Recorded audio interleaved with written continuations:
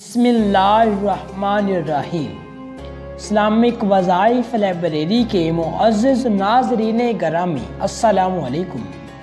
ناظرین گرامی،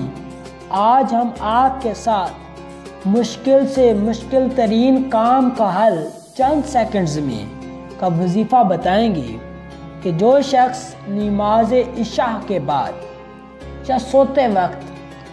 اول و آخر 11 بار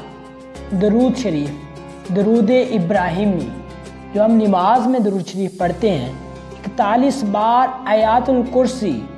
صدقے دل سے پڑھے، سچے دل کے ساتھ، پورے یقین کے ساتھ، اعتماد کے ساتھ،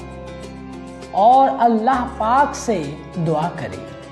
تو انشاءاللہ اللہ تعالیٰ مشکل سے مشکل کام بڑی آسانی سے حل فرما دے گا۔